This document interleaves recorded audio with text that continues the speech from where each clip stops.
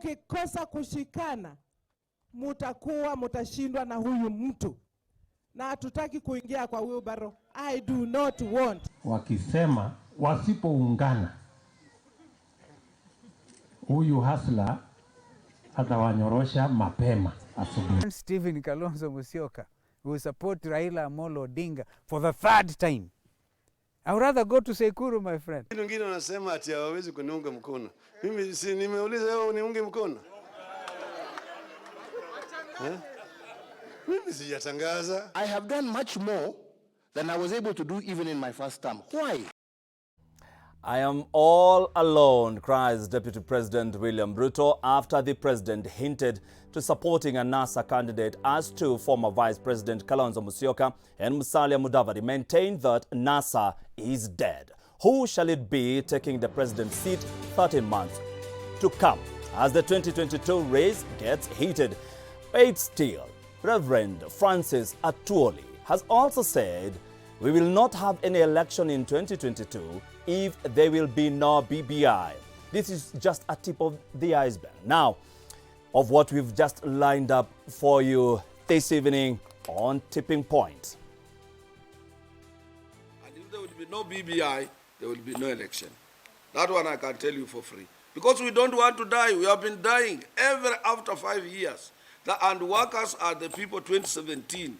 It is us who proposed revisiting of our 2010 constitution. According to me, the ruling that was made by the High Court judges had nothing to do with BBI. It was 100% political. If anything happened, they didn't give us a ruling, we'll still move to Supreme Court. If we can't get it, then we will have to start it afresh, and we will also extend the time. We will appeal through our parliamentarians to extend the election. Brother Francis Atwoli there. Good evening and welcome to Tipping Point. We have lined up for you greatest political analyst in the country, Eric Ragalo, Jim India and Zach Babere, who together will be looking at the 2022 succession politics in just a minute. First things first, should the elections be postponed to allow BBI passage? Should the elections be postponed to allow BBI passage? SMSs on 111 444 111 or at Switch TV Kenya at Fred Mwitiriri on Twitter. All right, quick reaction. Jim India, we start with you. Now, you've heard what Brother Francis Atwoli has said. What do you make of that? We're giving Atwoli too much airtime. Number one, we must know that Atwoli is not a legal brain. He is not entitled to interpret he's not entitled to interpret the Constitution in any capacity. And as such, he's just one of those pedestrian analysts who decided to analyze a court ruling, which I am sure he probably has not read, to say that we cannot have the BBI before the next election. A document, the BBI document, which does not talk about electoral reforms to begin with. So we are saying that the reason why we were in the state where we were in 2017 is because there were fundamental flaws in the electoral process. Then there's a document that came out of that system that does not at all talk about the fundamental flaws in that electoral process, but we're being told that we have to halt the next election so that we deal with this document, which we have no idea what it is solving. I think that is, to even discuss Atwoli and his interpretation of the law is a disservice to our viewers. Zach, we have seen not once, not twice, not thrice, enough leaders, including Baba himself, including very high-ranking officials in the government, going to Kajiado to visit Francis Atwoli. So this is an opinion leader. This is somebody who is speaking on behalf of somebody. I believe so. Do you believe so? I believe so, Mtilili. You know, Atwoli is speaking on behalf of someone. Because you all know what Atwoli has been doing in the country since the handshake. He's someone who is siding with one particular person.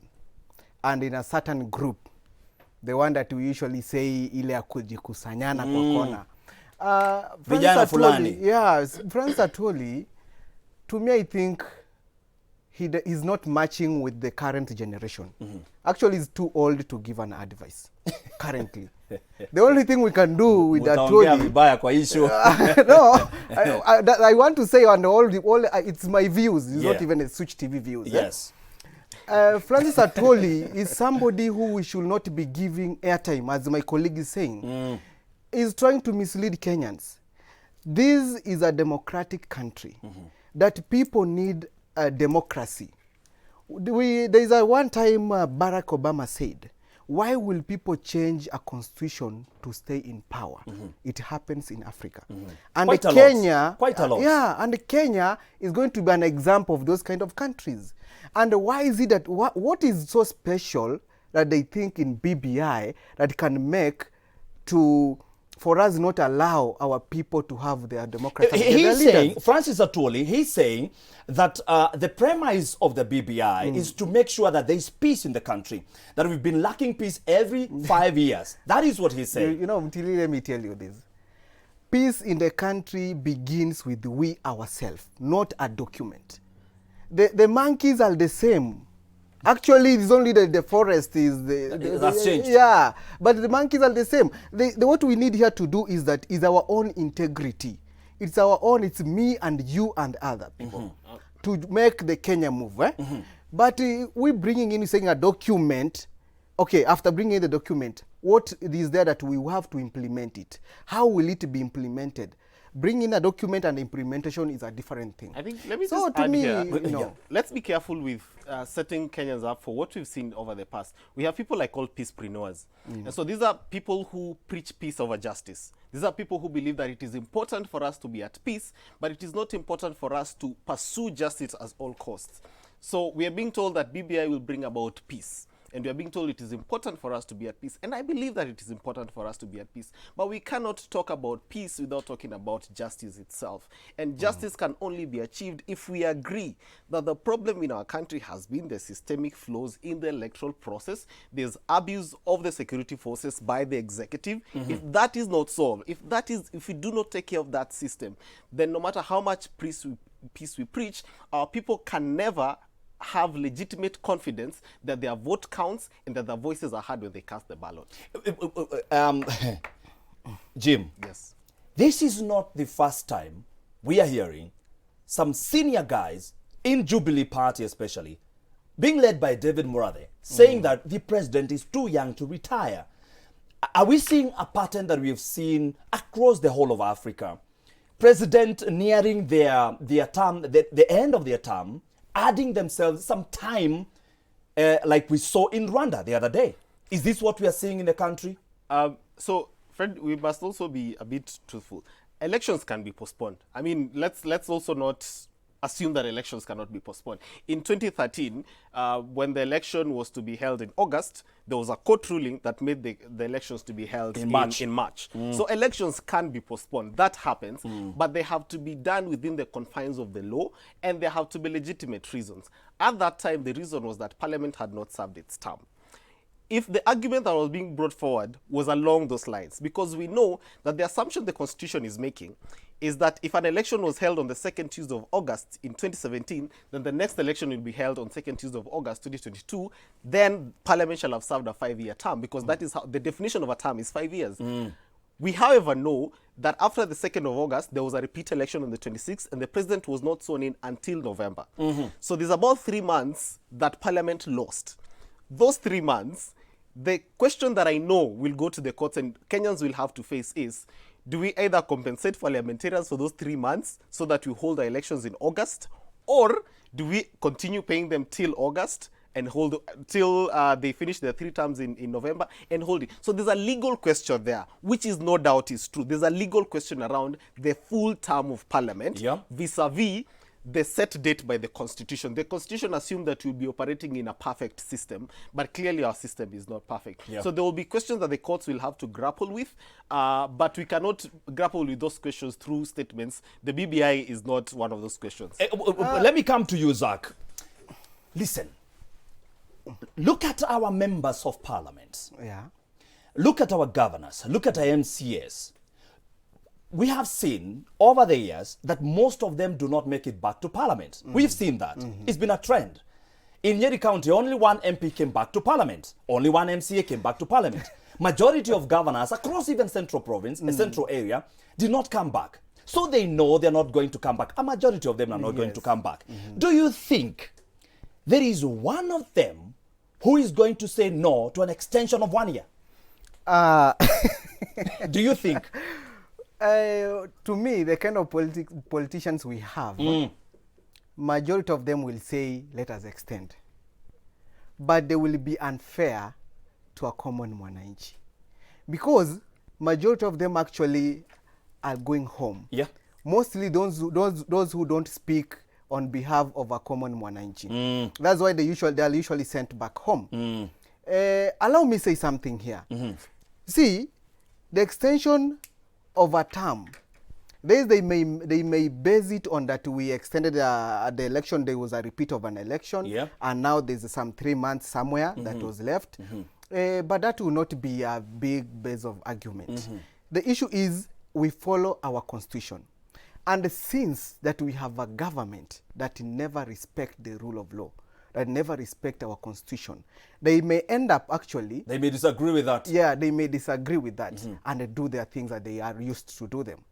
And since that will come and be tabled in parliament, trust me, Mtilili, it will be voted. It will be voted and the term will end up being extended. Hold that thought. Now, hold that thought. Member of Parliament of Lurambi had this to say from what Brother Toli said earlier today. People gave me 5 years, not 6, not 7. It's not in the constitution. They voted me as their member of parliament for 5 years. And honestly speaking, if we extend our term, even by a minute, even by an hour, we will be robbers. We will go down in the history of our country as people who robbed Kenyans their constitutional mandates. We will be worse off than the Al Capone robber of Chicago. Jim, is this one amongst the many who are going to say no? I do not think so. What we've seen before every election year, there's been a pattern where Parliament decides to increase their salary. And I can assure you that that is in the pipeline. And normally, it's a very easy way for the executive to negotiate with parliamentarians. Increase your salary, but in the process, allow us to extend our term. And we know that Parliament have a way of voting with their stomachs. And so, as such, I do not think that even the honorable member would say no to a salary increase just to extend their term. However, Fred, yes, the question here is not. I think Parliament. We must agree that the judiciary is our last line of defense as a country. And we have seen it time and again. We cannot count on this parliament. Every time they've had a test, they have failed that test. They've had a test to ensure that there's 2/3 majority. They have we get equity in parliament. They have failed that test. Every time that there's been a law that is draconian and they were to shoot it down, they have failed that test. Anytime that this government has asked them to increase their debt ceiling, they have failed to refuse, to question government not to increase that debt ceiling. So every time, we cannot rely on parliament to do the right thing. That one I refuse. What we can do is to now trust that our judiciary is our last line of defense and stand with the judiciary. Our judiciary. Now, let me get into, you wanted to react to that? Yes. All right, please react to that. But you know, we cannot say that judiciary is our last line of defense. Our judiciary has been robbed. Our judiciary by now, it is under control. That's the truth. From who? Our judiciary is now under control, under the executive. They're giving, by now, that's what we see the appointment of the judges, how it went. By now, our judiciary will be a phone call, Mutirili. I'm telling you, Fred, it will be over a phone call and everything is done. Kenyans should not bank on judiciary as it is as per now. But now what we need is an election for us to come out with leaders to make sure that we come with a strong judiciary and so our judiciary can have confidence of Jim, why are you laughing to these sentiments? Because I'm just laughing because number one, this is rumor mongering. You know, to say that the judiciary is a phone call away is rumor mongering because there's no evidence that we can table here to say that. Absolutely. Even the president who has refused to appoint those 6 judges cannot table any evidence. Nonetheless, we are saying that we need an election. I do not know what magic we want to vote in this election that we failed to do in 2017 twice, and that we failed to do in 2013. I do not know what awakening the voters have now, that we are in such a hurry to do this election. There is an assumption here that we cannot trust the judiciary, we cannot trust parliament, we can only trust the voter. But can we really trust the voter based on the last three decisions that we as voters have made? You know, we can trust the judiciary basing on one thing. If only the executive will be able to respect what the judiciary want it done. What the judiciary want done to the people. Why am I saying so? Maraga, the former Chief Justice, gave away that we have to dissolve parliament. But it was not done. It was constitutional way. And you have mentioned it, my friend. But that was not a ruling. That was just a statement. That was a statement, yeah. But it's what should be done, actually. It was not done. It was defended. There is another thing here. Because we do not have the judiciary here, and we and we don't have the executive here. Let's get back to something that has been trending the whole of last week and this week, and actually the Deputy President has spoken about it. That members of Parliament are proposing from IBC what was postponed in 2017. They are proposing that from the MCA all the way to the governor, to the president, all of them must have a degree. A law that was passed in 2013, but was not actualized in 2017. But they now want it actualized in 2022. Do you think we are going to see this into light? It could come to light. I think a lot of the sitting and incumbent politicians did, during this term, a lot of them have gone into institutions of learning and they've had their degrees. So it could happen. But the bigger question here is that we are making leadership exclusive. And we are saying that, because remember, Fred, a majority of our population is uneducated, do not have a degree.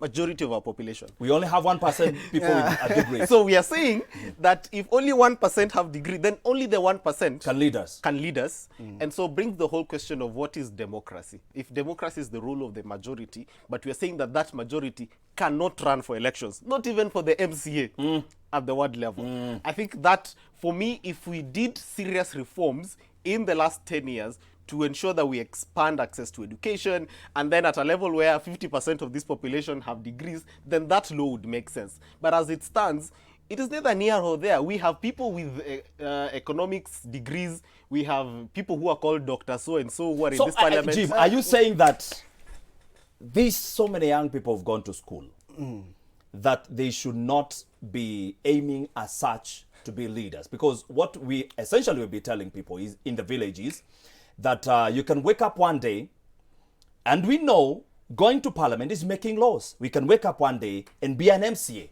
Is that what you're telling people? What I'm telling people is that in our villages, we have traditional African societies operated with serious laws. There were laws and there were consequences, and those laws were followed to the letter.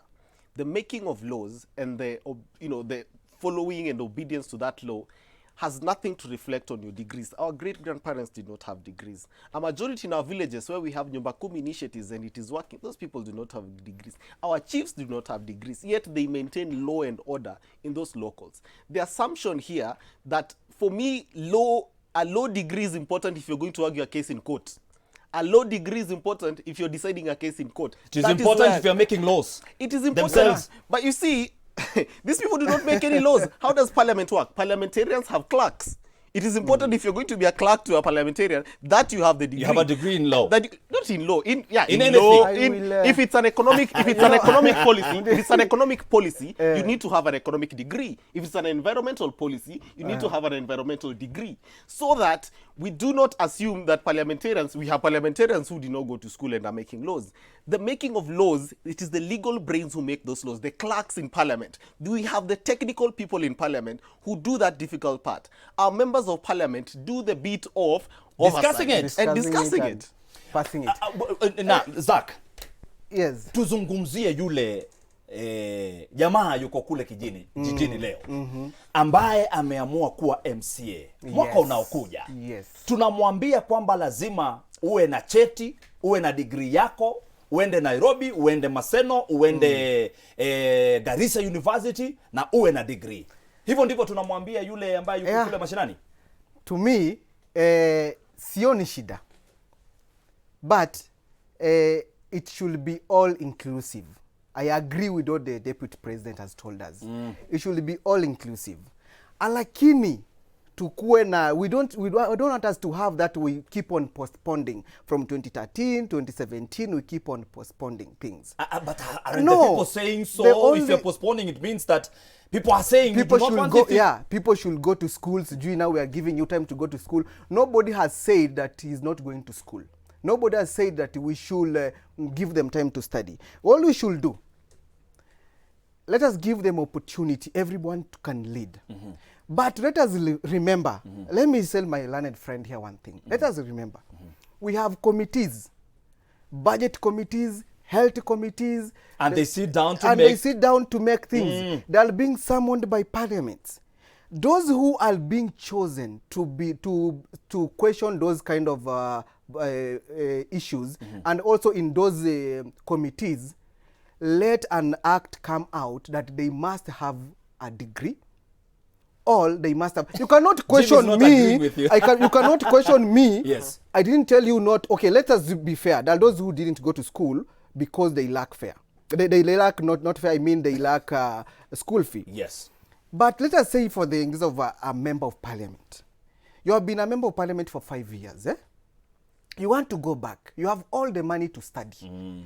We have our deputy president who was able to do a PhD while in a busy kind of a calendar. You have been you want to go back to be in a committee. You call me as a PS with my PhD. You have nothing apart from Form 4, and you are questioning me about let us be realistic. We told the Kenyans the truth. You want to question me about what the budget policies says and the policies. We need to strengthen the institution of parliament. When you talk about the institution of parliament, I'm talking about the clerks in those parliaments. Because if you have a budget committee, Jim, yes. Let me disagree with you on this part. I have covered enough committees, and they call in these CSs, PSs, who are policymakers in ministries, and there are issues to do with Auditor General, and these are policy issues. There are things that needs to be explained. What are you telling parliamentarians? That they cannot be able to question a doctor who comes before them, that even the structure of their question cannot be able, the PS cannot understand. Is that what you're telling? But you see the problem, we are addressing a very different problem. Parliamentary committees, anytime they summon the CSs and PSs, it is never that they have any real issues to ask the PS. So normally, what are they asking? That's why I'm saying we need to strengthen the institution of parliament. So that if we have a learned fellow, those people appear before very learned fellows who ask them very stupid questions. All right? So the question is, my friend, we need to strengthen my director is telling me we should go. My director is telling me we should go. In fact, we should have concluded that meeting. Before even we go, let me answer this guy well. There is an MCA in the village, as you have said. An MCA who maybe is a class 8 dropout. You have a governor who is a PhD holder. And you want to question this governor about how mismanagement of funds. You are given a budget, like now, tell us what, explain it. He's saying question that me. The only thing and they you ask cannot is explain. Being an MC is not just about questioning the governor. Take it's a about short break. implementing policies. Let us be fair to other learned fellows. You're speaking from a high horse in a place of privilege as a learned person. A majority of this country does not have the same privilege as you.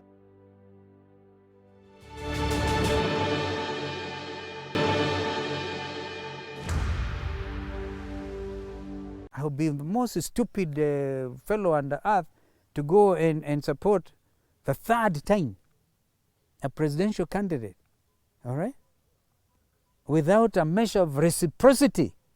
As of now, it is unthinkable that one Stephen Kalonzo Musyoka will support Raila Amolo Odinga for the third time. I would rather go to Sekuru, my friend. Okay, welcome back. This is Tipping Point. My name is Frederick Muitereri. Our sign language interpreters, Tracy Dorcas and Michael Maida. Now, we are having such a time in studio and we are talking about succession politics. And we've just heard what Kalonzo Musyoka, the Wiper leader, has just said. And Jim, let me start with you. Jim, you've heard what Kalonzo, he was speaking to a local TV station, and this is what he had to say, that he is not going to support anyone in NASA, and especially Baba. do you think he will go that direction in 2022? He will go alone. Can he make it? He can't make it, but Kalonzo also Why? has a... Why? Just because number one, he does not have the economic war chest needed to run a national election. He has also not penetrated the breadth and depth of this country as a national leader. And so he suffers from the same thing that Musalia Mudavadi suffers from, where he troops around Western Kenya every other day and is not able to penetrate any other part of this country. And so running a presidential election, saying that you will not support someone else is one thing, but we can dare him to, of course, launch a presidential campaign, set up a secretariat, say tomorrow that he's running for president, and go for it. I mean, he will get votes, obviously, but he also has a record of not sticking to his words. So I will not be surprised if he changes and does something else. Do you think, Zach, do you think that we are going to see a coalition of NASA coming back to life? Because they have said it's dead. ODM has said enough times that it's dead. In fact, NASA is dead. I can confirm that NASA is really dead. And it's dead because of the confusion, whereby a government turns in to support an opposition. The moment the leader of opposition goes in to work with the government, that means opposition is dead and opposition is NASA. So NASA is dead. In Kenya, we don't have an opposition. So NASA is kind of dead. Now, since that NASA is being controlled on what to say by the handshake issues to fight one person who is the deputy president. Is it? Yes, that is exactly what is happening, and who actually people have accepted his ideologies. So these people, what Kalonzo is saying, he's having a fact. What he's saying, he cannot keep on supporting someone for how many years? 3 years. You keep on supporting for the third time. Like you have supported for the first time, imeenda vibaya. Second and third. What is happening here is also telling you one information that even if he supported Raila Amolo Odinga, Raila will never win an election in this country. So that's why he is already declaring that he will not. Let me finish this. Yes, yes. Kalonzo, but I won't also be surprised if tomorrow he will change and come up with that kukusanyana coalition. This guy is one Kenya coalition. Yeah, this guy is somebody who tomorrow he will be like, hey, wewe sasa you will be left out, kuja tufanya hivi. It's all about money. What do you know about Kalonzo? And he will well, move he cannot substantiate that. He cannot substantiate. He will move in. Jim, we have seen NASA Brigade, and this is, let's just go to what Baba had to say about the sentiments that were made by Kalonzo. This is what Baba had to say in Mombasa today. Mimi nimesema sijatangaza mimi nataka kusimama urais.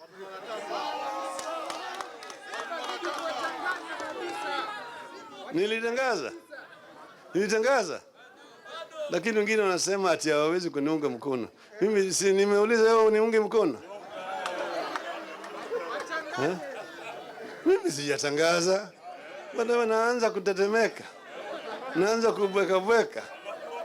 Subiri bwana, mambo bado. Sisi tunaangalia kwanza mambo ya bibi. Mahakama ilitupeleka BBI kwa half time. Rege ijasimama, rege imeenda kwa half time. Sivyo? Endelee.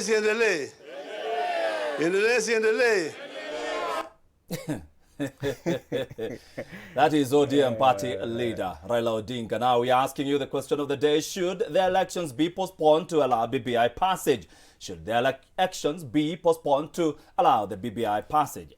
Talk to us on 111 444 111 or at Switch TV Kenya, at Fred Muitiriri on Twitter. Now, who voted for this actually? I don't think he has the following to talk about BBI. BBI will not see the light of the day. That is Hihu Jr. You have heard what Raila Odinga has said. Is there a possibility, even the minimal possibility, that we are going to see the coalition of Musalia Mudavadi, Kalonzo Musyoka, Moses Wetangula, and Raila Odinga again? It is possible. At least 3 of the names you've mentioned are people who've relied on the weight of Raila Odinga and on his popularity to remain relevant. Some of those people left alone cannot win an election anywhere. And so it is possible that for their relevance, they would claw back to Raila Odinga. However, these individuals also harbor political ambitions. And they see this as a ripe time, because if you look at what's going to happen is we have a handover, basically, from one president to another. And so there is a window of opportunity for anybody, really, who can marshal proper support around this country and put up a proper campaign to take up this mantle of leadership. And so the fact that they are harboring ambitions and the fact that they have been at this for a while means that they could dare to go it alone. So I will not get into the speculation game of saying, you know, they could not, just because it's selfish, it's personal interest at the end of the day. And where interests align, that is where politicians find themselves. As at now, the way Kalonzo Musyoka is speaking, he's simply saying my interests do not align with the interests of Raila Odinga. If tomorrow he wakes up and their interests align, they will definitely work together. If tomorrow Raila Odinga wakes up and his interests with William Ruto align, they will work together. It is a question of interest for these guys.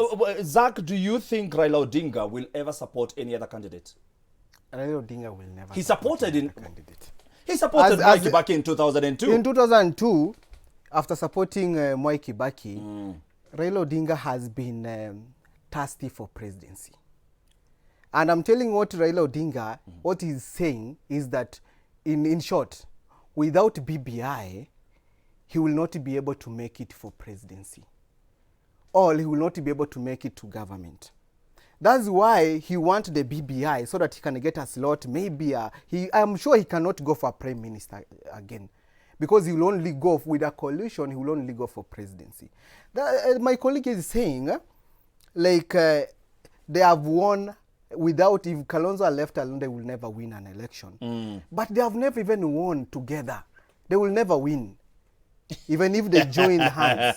The problem is Raila Odinga is relying on BBI to come up with a coalition of dividing some positions in executive. Yeah. And being that you think that Raila Odinga can wake up one day and say, I'm supporting Kalonzo Musyoka or Musalia Mudavadi, to me, it will be we are dreaming about that. Jim, do you think this will ever happen in our lifetime? Maybe in the next, because let me tell you, earlier today, I was speaking to former Embakasi MP, and he was telling me the ODM as ODM party, they will not allow anyone else to be given that mantle. Baba still has one shot. So Baba has always had one shot. That has been a very strategic way of him saying, hini ya mwisho to allow me to do this. Yeah. Can he support another candidate? He has proven in the past that he can do that. Should he support another candidate, that candidate would definitely win. I think should he do it, we would probably have a very different narrative in 2022. The scenarios that have been built right now around 2022 have been around William Ruto and Raila Odinga. Should Raila Odinga disrupt that scenario, we would have a very different ballgame, in my opinion.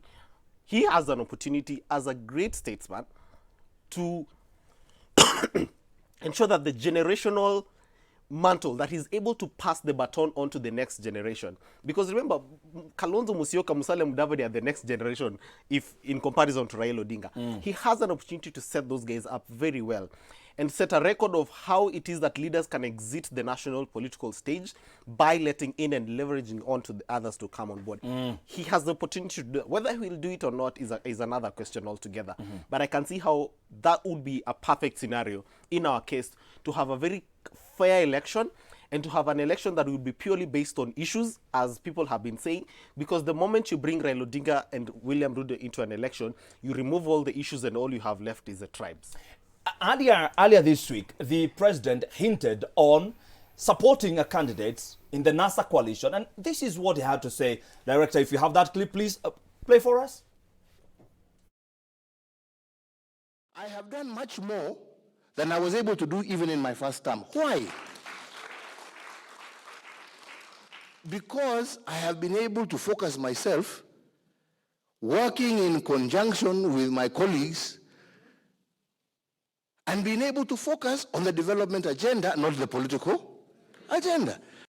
Those who were at State House, this is when the president met the people from Eastern, where he'll be visiting very soon. And those who are in that meeting say that he hinted on supporting a NASA coalition.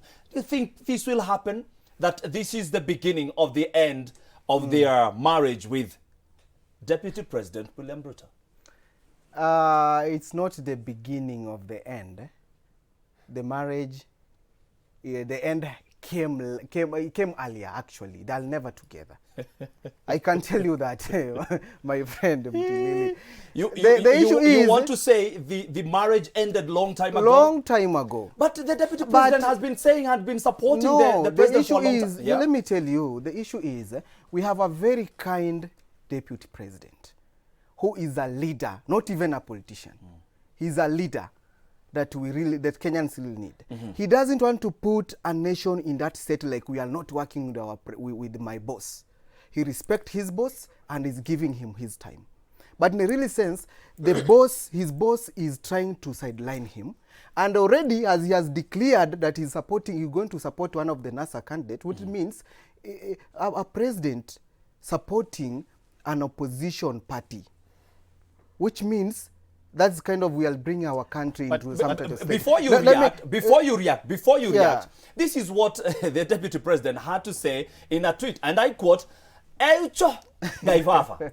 That is in Kikuyu, Mwadhani. So what happens to Dhurakus, the Kumera contingent, the 8 million of us? None, no youth, no woman, no man of the 8 million who woke up early and voted 3 times for UK and William Ruto ticket merit support. Sawa tu, tutajipanga na support ya Mungu. As I was saying. So, Jim, my question is, he's saying, yes, we've seen the differences between the president, of course, and the deputy president for a long time. We've seen it playing in the public gallery. My question is, we have seen for the very first time the deputy president saying he has seen there is no support from the president. What does that mean for him? Number one, I do not know why we had an assumption that the president is bound to support the deputy president to become president. He said that. He said that when they were. He said that at a political rally where they also say they will build 9 stadiums. No. Yeah, where they say they will triple this. Where they triple, they will triple the economy. Where they say that they will create 5 million jobs. So they said all those things. So let's not go into what they said. That's a non-issue here. When they said all these that they are going to bring the jobs and these stadiums, remember, the president is the person who is in charge, is the chief here, is the CEO. Without him, the deputy president can do only less things in the office. Would you hear me now? So okay, as I was saying, they said a lot of things which we know have not come to fruition, as is their characteristic. He's not bound to any of those things as we have seen. The problem here is the kind of entitlement that we are seeing, where leaders feel entitled to be supported by person X, person Y. They feel entitled to be supported by a certain community, that because I am Kikuyu, I must support a Kikuyu candidate, and my Kikuyu candidate feels entitled to my vote. This kind of entitlement we have to do away with this entitlement, that individuals have to, and he's talked about merit.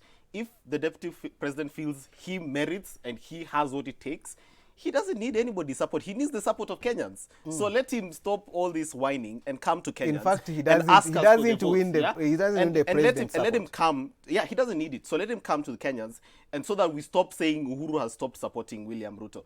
And of course, again, you said the deputy president is very kind, and we've seen out of his kindness, he's decided to abscond duty and keep getting taxpayers' money. He did. No. You're saying he should resign? He should. Why should he? No, he's not. He has not absconded duty. But if there is nothing that is delegated to him.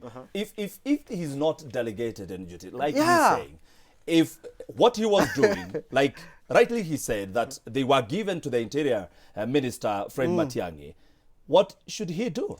What Jaramogi did in 1966. He said, resign. He said, Mr. President, Mr. President, I have seen that I am no longer useful in this government. I no Let longer me have tell you roles. why he should- I cannot keep earning taxpayers' money by doing nothing. And then going to the same taxpayer and complaining that this government is not working. The president clearly now has 3 priorities. The BBI, the Big Four agenda if it still exists, and perhaps a legacy, whatever that would mean. The deputy president is not supporting any of those 3 things. So The he's issue not here supporting is- the president's agenda. Zach, Yes. why shouldn't the deputy president, who clearly are not working with the president, like you have rightly said, Yes. why should he still be in an office being paid by taxpayers? Because he was elected by Kenyans and is an elective post, is not an appointment post. And since that he was elected, the president himself deciding to sideline him, that is the president's problem. But the deputy president is able to do other duties that maybe some Kenyans are not able to see. The few Kenyans are not able to see. And since that the Kenyans, everyone knows that the president brought in the CS Matiang'i. Hold still, Zach. Hold still. As a Kenyan who keeps telling us that he's supporting the hustlers, he's supporting the local mwananchi, Yes. the people who are paying taxes. Seeing that you're not doing anything to those people as you were elected, shouldn't you just resign and wait for the elections? You should not resign because they told you to be in that office. And you getting out from that office, You will want to be tell me more Kenyans worse. are supporting him while he's still in an office Actually, and not doing anything and it's paying? not that he's doing something. I'm not saying he's not doing You have anything. said We have seen him trying to launch some projects. We have seen him coming out. No, let us be realistic. We did not We elect have the seen deputy him. president to try launch project. No, we To have work. seen him. We have seen him working by having several visitors in his office from international level. Jim, I can But Jim, the issue Jim, is Jim. no. The issue is let's not cut- African visitors. Let's cut this and let's listen to what Kalonzo reacted to that. Let's hear that. We don't want to be drawn into these Jubilee fights.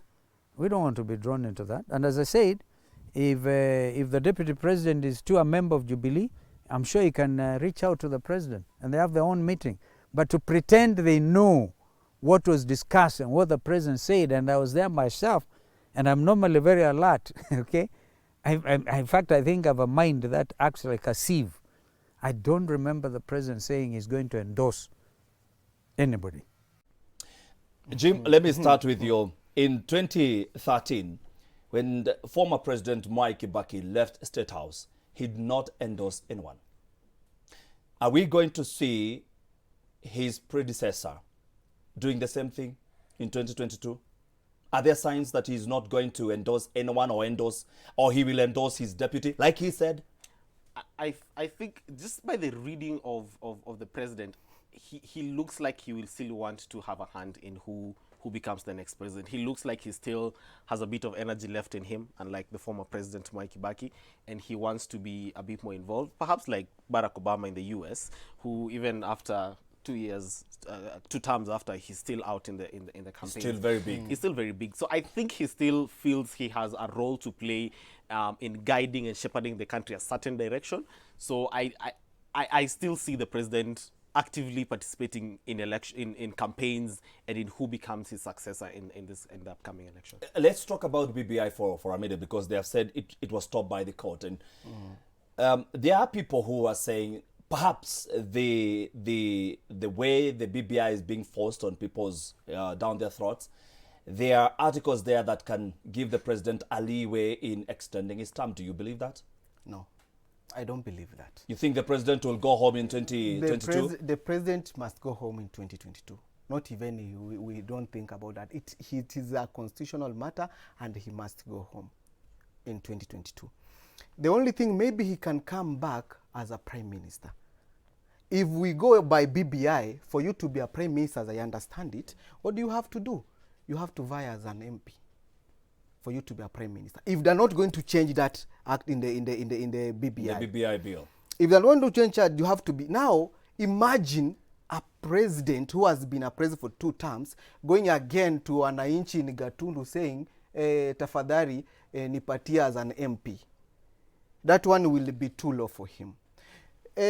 the issue we should look at into is that we really don't, the Kenyans are being forced to support BBI, yes, for it to benefit some individuals. But it passed through all parliaments. We cannot say Kenyans are being forced because we saw it MCAs, we saw the parliamentarians passing it. Why did it pass? Let me tell you one thing. The MCAs were actually given 2 million, promised 2 million for car grant for them to pass the bill.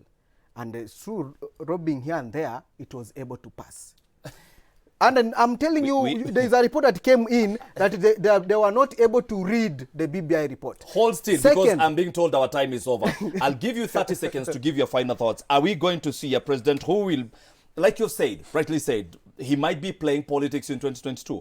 Will we see him in government? Leadership is a question of character, values, and influence. If a man or a woman shows no capacity to have any of those things, then they are capable of doing anything. Are we going to see the president in government in 2022, past 2022? We are not going to see him in government because the seat, the presidential seat is going back to the Hustler Nation. We are not going to see him back. What a Hustler Nation. Yes. All right. Man's capacity for justice makes democracy possible. But man's inclination to injustice makes democracy necessary.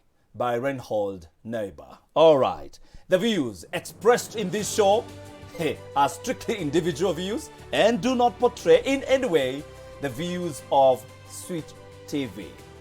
For myself, Frederick Mwitiriri, I had in the studio Jim India and Zach Babere. Until next time, of course, our sign language interpreters Tracy Dorcas and Michael Maithia. Do have yourself a good night.